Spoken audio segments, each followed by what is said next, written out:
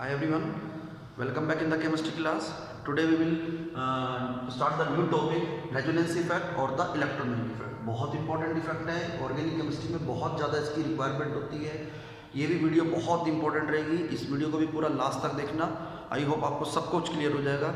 इसमें प्रैक्टिस थोड़ी सी करनी पड़ती है, रेजोनेंस स्ट्रक्चर्स में आराम से क्लियर हो जाते हैं।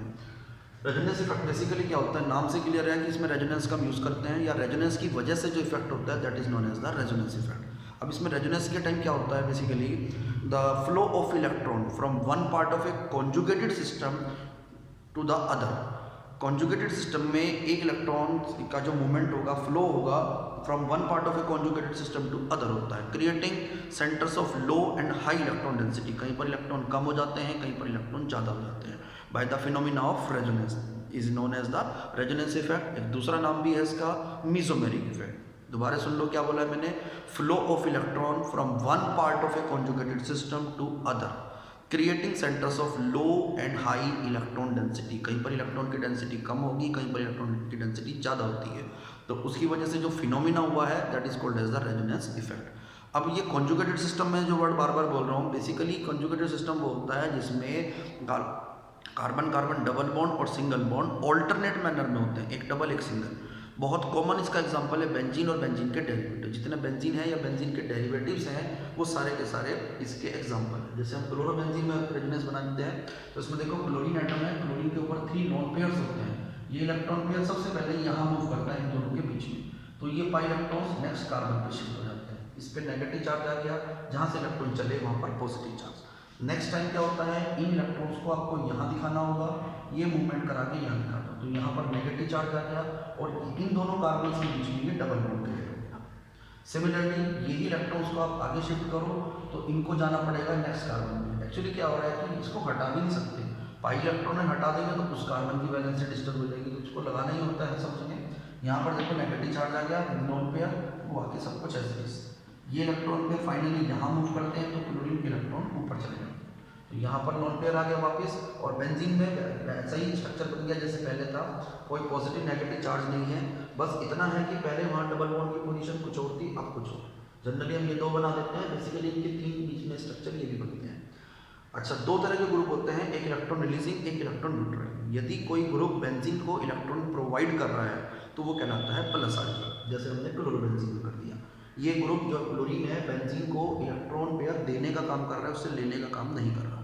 अब इसी तरह से फिनॉल में कर सकते हैं हम। फिनॉल में सेम स्ट्रक्चर बनेंगे, बस एक छोटा सा डिफरेंस आ रहा है कि यहाँ पर ऑक्सीजन आ रहा है और ऑक्सीजन पे 2 लोन पेयर होते हैं, उसमें 3 थे, तो ये लोन पेयर यहाँ शिफ्ट हुआ और ये वाले इलेक्ट्रॉन पेयर फिर यहाँ शिफ्ट हो जाता है। देखो यहाँ पर नेगेटिव चार्ज आ गया, जहाँ पर इलेक्ट्रॉन था, जहाँ से चले गए इलेक्ट्रॉन वहाँ पर पॉजिटिव चार्ज आ गया।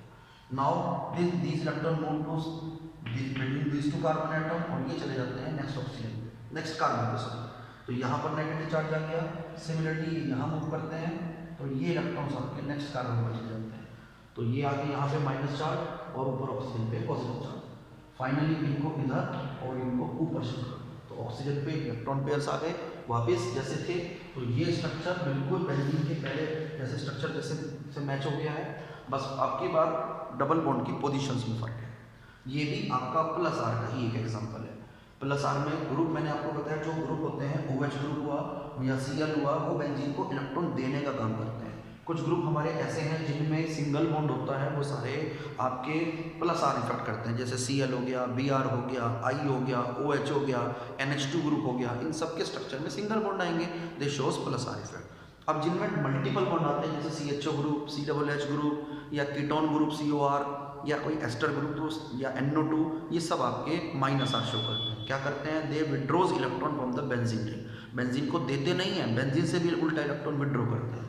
देखो यहाँ पर ये पाई इलेक्ट्रॉन्स हैं, ये इजीली मूव करते हैं। पाई इलेक्ट्रॉन हम वर्ड बीच में इसलिए बोल देते हैं because pi electrons are easily movable, वो आराम से मूव करते हैं। ये इलेक्ट्रॉन यहाँ शिफ्ट हो गए, ये इलेक्ट्रॉन पीछे गए, यहाँ डबल बॉन्ड आ गया, इस कार्बन पे पॉजिटिव चार्ज आ गया।